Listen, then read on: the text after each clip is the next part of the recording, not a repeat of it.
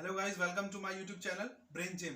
Guys, आज business studies का lecture number 2 है। अगर आपने हमारी पहले लेक्चर की वीडियो नहीं देखी है तो आप लिंक डिस्क्रिप्शन में मिल जाएगा। पहले लेक्चर को गो थ्रू कर ले और फिर उस वीडियो को देख के फिर आप सेकंड लेक्चर ले सकते हैं। अदरवाइज हमने जो पहले लेक्चर में डिस्कस किया था बिजनेस प्रोफेशन और अनएम्प्लॉयमेंट, सो आज हम बिजनेस प्रोफेशन और अनएम्प्लॉयमेंट के ऊपर थोड़ा सा डीप एनालिसिस करने वाले हैं। क्योंकि एज अ फर्स्ट वीडियो हमने क्या देखा था कि what is business, it refer to an economic activity. Economic activity मैंने बताया था कि इन टर्म्स ऑफ मनी होता है, पैसों का इन्वॉल्वमेंट होता है, which is conducted on regular basis, जो कि रेगुलर होती है टू अर्न प्रॉफिट। जिसमें क्या आता है? प्रॉफिट। प्रॉफिट बिजनेस के टर्म्स में आता है through production sale of goods and services. क्या आता है? Purchase and production of sales and goods of services. ऐसे ही हमने प्रोफेशन देखा था। प्रोफेशन क्या है? It is an activity which having personal knowledge है, स्पेशल नॉलेज, जिसके पास स्पेशल नॉलेज हो या फिर कोई स्किल हो, which is impartially to serve to various section of the society. Various like doctor serve करता है एक पेशेंट को ट्रीट करने के लिए, तो हमने पहली वीडियोस में देखा था। Employment, it refers to an economic activity in which people work for others and get remuneration. ये हमारा बेसिक कंसेप्ट है बिजनेस, प्रोफेशन और एम्प्लॉयमेंट के ऊपर। आज हम कैरेक्टरिस्टिक्स ऑफ बिजनेस पढ़ने जा रहे हैं। क्या? Characteristics of business. सो अगर मैं बात करूं कैरेक्टरिस्टिक्स ऑफ बिजनेस की, सो आप कैरेक्टरिस्टिक्स, अगर कोई बोले आपको कैरेक्टरिस्टिक्स, अगर कोई आपको बोले फीचर्स, अगर कोई आपको बोले नेचर, सो ये तीनों एक ही चीज है। ये तीनों एक ही चीज है। अगर मैं बात करूं कैरेक्टरिस्टिक्स की या फीचर्स की या फिर नेचर्स की, तो अगर मैं बिजनेस की बात करूं तो बिजनेस के बारे में अगर मैं कैरेक्टरिस्टिक्स की बात कर रहा हूं तो इसका मतलब ये है कि ये जो अदर चीजें हैं उससे कैसे डिफरेंट है। मतलब मींस कैरेक्टरिस्टिक्स का मीनिंग यही होता है कि ये अलग चीज से डिफरेंट बताता है। लाइक अगर कैरेक्टरिस्टिक्स ऑफ बिजनेस की बात करूं तो जनरली है कि बिजनेस, प्रोफेशन और employment is an economic activity. और जैसे एक्सचेंज ऑफ गुड्स और सर्विसेज, जिसमें प्रोफेशन में नहीं होता है, एम्प्लॉयमेंट में नहीं होता है। तो आज हम सबसे पहला कैरेक्टरिस्टिक्स पढ़ेंगे, that is an economic activity.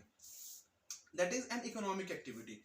हम जान चुके हैं कि इकोनॉमिक एक्टिविटी क्या है। इकोनॉमिक एक्टिविटी वो एक्टिविटी है जिसमें मनी का इन्वॉल्वमेंट होता है। सो बिजनेस क्या है? इकोनॉमिक एक्टिविटी है because of sale and purchase of goods और सर्विसेज। फिर exchange of goods and services, यहां पे आता है एक्सचेंज। एक्सचेंज आ रहा है, इसके साथ कौन सी चीज आ रही है? गुड्स और सर्विसेज। गुड्स और सर्विसेज। अगर गुड्स की बात करें, लाइक एक अगर शॉपकीपर है, लाइक अगर एक शॉपकीपर है और एक लेट सपोज मैं हूं, मैंने राशन खरीदा और मैंने उसको घर पे जाके बना के खा गया। लेट सपोज मैं ईट कर गया है ना, और खा गया मैं उसे। और वही शॉपकीपर, उसने भी राशन खरीदा मेरे साथ ही, और उसने जाके मार्केट में बेच दिया। मार्केट में उसने क्या कर दिया? सेल कर दिया अपने प्रोडक्ट को। सो बिजनेस में क्या हो रहा है कि बिजनेस में ऑलवेज भी exchange of goods and services means that कि अगर शॉपकीपर है तो वो गुड्स को परचेज करेगा for purpose of sale, not for purpose of consumption. तो क्या होता है? Exchange of goods and services. Like अगर मैं आपसे बात करूं, अगर एक मोटर व्हीकल है मेरे पास, लेट सपोज मैंने आज उसे बेच दिया, और मैंने 40,000 रुपीज अर्न कर लिया। लेट सपोज एक मोटरसाइकिल बेच करके मेरे को 40,000 रुपए की अर्निंग हो गई। तो क्या ये मेरा बिजनेस है? नहीं, ये मेरा बिजनेस नहीं है। क्यों? क्योंकि जो बिजनेस होता है वो होता है रेगुलर बेसिस पे। रेगुलर बेसिस पे क्या होता है? Regularity in dealing. बिजनेस में ऑलवेज रेगुलर होना चाहिए। अगर आपके पास कुछ सामान है, कुछ मतलब आपने कुछ बेच दिया, अगर आप उसे रेगुलर तरीके से नहीं बेच रहे हो तो आपका बिजनेस नहीं है। सो बिजनेस के तीसरा कैरेक्टरिस्टिक्स क्या आता है? Regularity in dealing. फिर प्रॉफिट मोटिव। एज बिजनेस क्या होता है? बिजनेस का बेसिक ही मोटिव होता है प्रॉफिट। बिजनेस का बेसिक मोटिव क्या होता है? प्रॉफिट कमाना। प्रॉफिट कैसे कमाती है business? For sale and purchase, sale करके, जो भी सेल करती है, या फिर गुड्स को सेल कर ले या फिर कुछ सर्विसेज दे दे, लाइक होटल्स में, जैसे कि हमने पहले वीडियो में देखा था, है ना। सो क्या है? गुड्स और सर्विसेज। एलिमेंट ऑफ रिस्क, अगर बिजनेस में रिस्क नहीं है, लाइक बिजनेस की बात करी जाए, एलिमेंट ऑफ रिस्क की बात की जाए, सो एक पॉइंट आता है, business should not be considered as a bed of roses. Bed of roses means that ये कोई ऐसा मतलब बेड नहीं आपके लिए कि जिसपे आप आओगे और आपको मतलब सिर्फ और सिर्फ पैसे मिलेंगे, यहाँ पे आपको लॉसेस नहीं होंगे। अगर बिजनेस में लॉस नहीं होता, लेट सपोज बिजनेस में लॉस नहीं होता, तो बिजनेस भी ऑलवेज लाइक प्रॉफिट मोटिव तो है, बट इसमें एलिमेंट ऑफ रिस्क होता है, इसमें लॉसेस भी होते हैं। क्या होते हैं? लॉसेस भी होते हैं। सो क्या है? Element of risk. Creation of utility. Utility की मतलब क्या होती है? लाइक कि अगर अगर आप कोई प्रोडक्ट यूज कर रहे हो तो उससे आप कितना सेटिस्फेक्शन मिल रहा है आपको। यूटिलिटी का बेसिक मीनिंग होता है सेटिस्फेक्शन। हम इसे क्या कह सकते हैं, सेटिस्फेक्शन कह सकते हैं। बिजनेस क्या करता है, क्रिएट करता है यूटिलिटी, ठीक है, that is satisfaction. Satisfaction in terms of like utility की बात करूं तो यूटिलिटी 4 तरीके से क्रिएट हो सकती है, that is place, form, time और ऑनरशिप। प्लेस की बात की जाए, लेट्स सपोज आसाम में सबसे ज्यादा टी की खेती होती है, ठीक है, सबसे ज्यादा आसाम में टी की खेती होती है और वो सिर्फ और सिर्फ आसाम में होती है, ठीक है, और आसाम की जो नीड है वो टी की बहुत कम है। लेट्स सपोज आसाम की टी की उतनी नीड नहीं है जितनी वहां पे प्रोडक्शन हो पाती है, जितना वहां पे हो जाता है। सो क्या है, वहां पे उसकी यूटिलिटी कम है, बहुत कम है। लेकिन अगर वो यूटिलिटी, अगर मैंने मान के चलो दिल्ली जैसे एरियाज में, Haryana, UP and other states में मैंने इसी सामान को दूसरे स्टेट्स में मैंने बेचा तो उसकी यूटिलिटी ज्यादा आ रही है। सो क्या है, it is created by carrying of good and services from one place, from production to consumption. क्या है, प्रोडक्शन टू कंजम्पशन। अगर बिजनेस क्या करता है, वन प्लेस से, एक जगह से, दैट इज ये जो हमारा प्रोडक्शन जो कर रहा है, ये प्रोडक्शन से लेके कंजम्पशन तक, ये कंजम्पशन कहीं भी हो सकता है। लाइक प्रोडक्शन आसाम में हो रहा है और कंजम्पशन दिल्ली में हो रहा है। कंजम्पशन कहां हो रहा है, दिल्ली में हो रहा है। सो बिजनेस क्या करता है कि at a particular production point से लेके कंजम्पशन पॉइंट तक की जो भी एक्टिविटीज होती हैं वो कवर करता है। तो क्या यूटिलिटी क्रिएट करता है, यस, प्लेस के फॉर्म में करता है। अब फॉर्म के प्रोडक्ट में एक basic, it is created by changing their size and form. Let's suppose हम वुड का एग्जांपल लेते हैं, लकड़ी का एक पेड़ होता है, ओके, और उसका कोई यूसेज होता है, नहीं होता है। जब हम उसको क्या करते हैं, हम उसको लाइक बेड बना देते हैं, उसको हम टेबल बना देते हैं, उसके यूसेज आ जाते हैं। और वही फॉर्म ऑफ लकड़ी, वही लकड़ी अगर हम सिर्फ और सिर्फ, जैसे एक पेड़ कटा और हमने ऐसी लंबी सी लकड़ी है, उसे हमने अपने घर में रखे रहे, क्या वो यूज आएगी, नहीं आएगी। तो बिजनेस यूटिलिटी किस में करता है, फॉर्म के रूप में, मींस दैट उसके साइज को चेंज कर देता है, उसकी कटिंग कर देता है, जो भी बैलेंसिंग कर देता है। तो ये हमारा प्रोडक्शन एक्टिविटीज होती है basically. Time, it is created by storing और amassing them into godowns. Like store करना और अमेज करना, मतलब कि एक गोडाउन में, लाइक अगर मान के चलो अभी के डेट में, अगर मैं एग्जांपल मानूं अप्रैल और मई में, ठीक है, आपकी जो गेहूं होती है उसकी खेती होती है, दैट इज वीट की क्या होती है, खेती होती है। और समय खेती होती है हमारी अप्रैल मई में, और उसका कंजम्पशन जो है उसका वो पूरे ईयर चल रहा होता है। क्या, फ्रॉम स्टार्टिंग टू एंड, पूरे साल हम लोग रोटी खाते हैं, बट जब उसकी कटाई होती है, दैट इज फॉर अप्रैल और मई में उसकी खेती होती है। लेकिन हम उसका यूज कब तक करते हैं, पूरे एंड तक यूज करते हो। तो बिजनेस क्या, कौन सा टाइम यूटिलिटी क्रिएट करता है, बाय यूजिंग ऑफ गोडाउन्स में स्टोर करके, सामान को स्टोर करके, बहुत सारे सामान लाइक अदर भी फूड पैकेट्स है, लाइक अगर मैं बात करूं मटर की बात करूं, पीस की बात करूं, तो वो भी स्टोर होते हैं, पूरे साल हमें मिलते हैं, बट वो एक पर्टिकुलर टाइम में ही होता है। तो उसी तरीके से ऑनरशिप, लेट सपोज आज के डेट में OLX है एंड अदर साइट्स है जिसपे कि आज के डेट में प्रोडक्ट मिलता है। मान के चलो मेरे पास जो फोन है अभी, मेरे पास जो फोन है ना, मेरे को उसका यूसेज नहीं लग रहा, मेरे को उसे बेचना है, मेरे को उसे सेल करना है, मेरे को उसे बेचना है। किसको, जो मेरा लेट सपोज जो मेरा कंज्यूमर हो सकता है, चाहे मेरा कोई भी हो सकता है, लेट सपोज एक्स कोई पार्टी है, उसे उस फोन को चाहिए, मेरे लिए इस फोन की कोई जरूरत नहीं है, लेकिन वो जो एक्स पार्टी है जिसको वो फोन चाहिए, वो उसके लिए नीडेड है।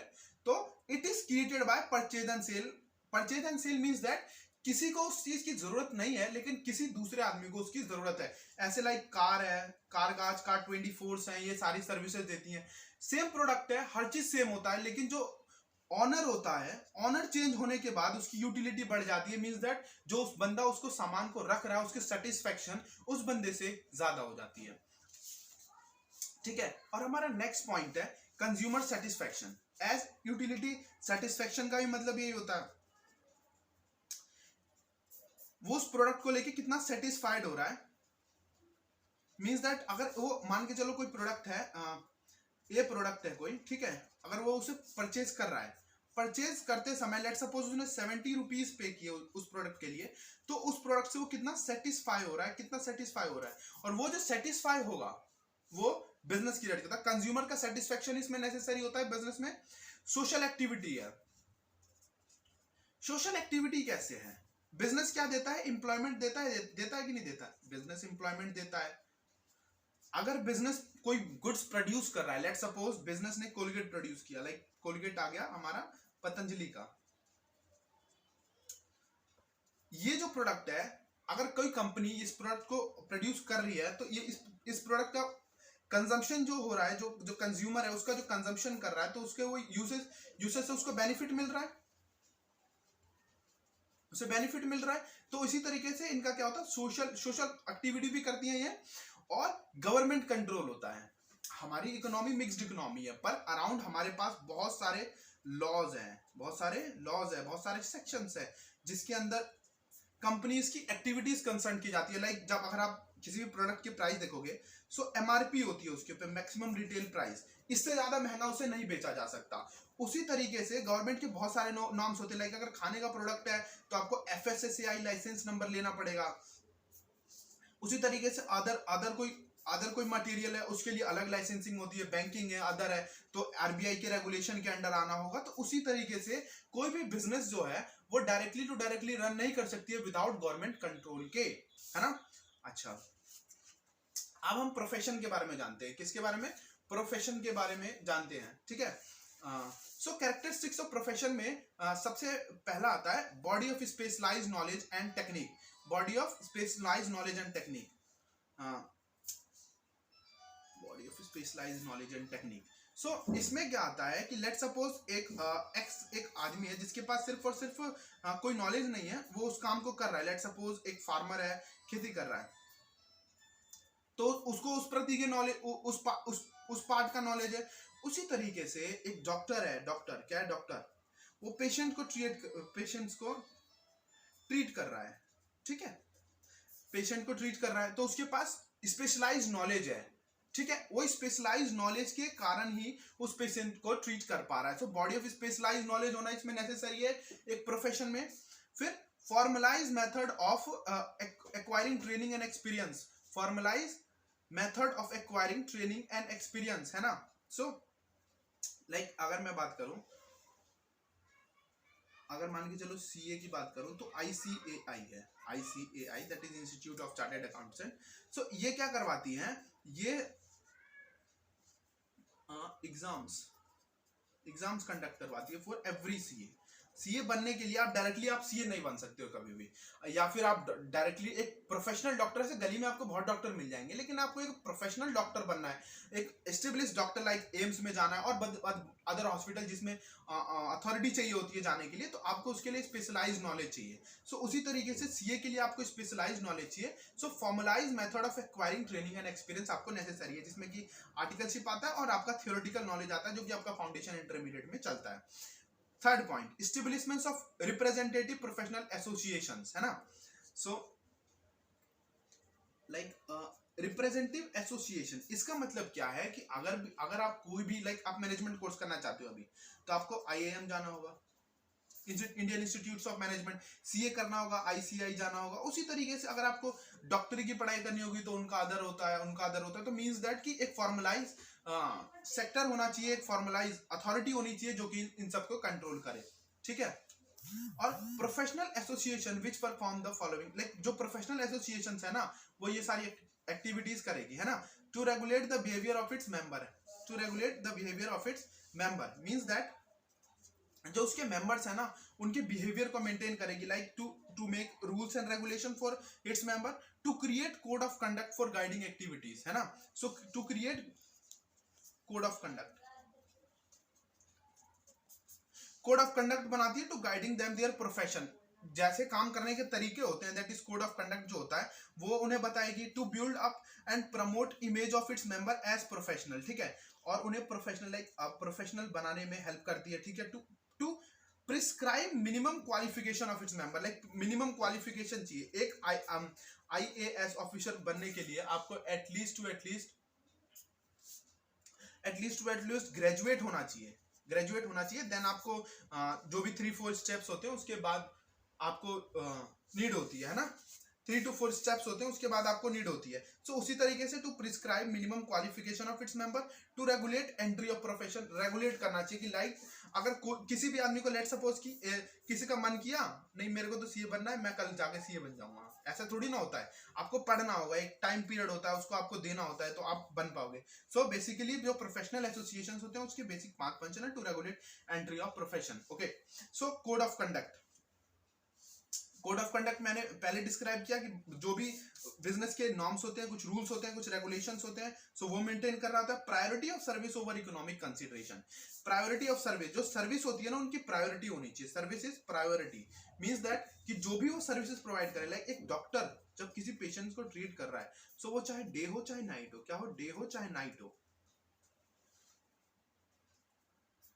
उसे डॉक्टर को उस पेशेंट को ट्रीट करना चाहिए। लाइक अगर इकोनॉमिक कंसिडरेशन की बात करूं, मतलब पैसों की बात करूं, सो पैसों उनके लिए उतना महत्व नहीं रखना चाहिए, बट कई केसेस में रख लिया जाता है। लेकिन वैसे नॉर्मली बात की जाए तो डॉक्टर जो प्रोफेशनल्स होते हैं, प्रोफेशनल्स में ऑलवेज बी लाइक कि priority of services not economic consideration. अच्छा, अब एम्प्लॉयमेंट के बारे में पढ़ेंगे। एम्प्लॉयमेंट बेसिकली क्या होता है, सर्विस टू अदर्स, दूसरों के लिए सर्विस करना। Professional personal service, personal service like आप ना किसी और को भेज के ये काम नहीं करवा सकते। लेट सपोज कि अगर फैक्ट्री में आपको सैलरी मिल रही है, फैक्ट्री में आपको अगर सैलरी मिल रही है लेट सपोज, तो फैक्ट्री में जब आपको सैलरी मिल रही है तो आपको वहां पे खुद प्रेजेंट होके काम करना होगा।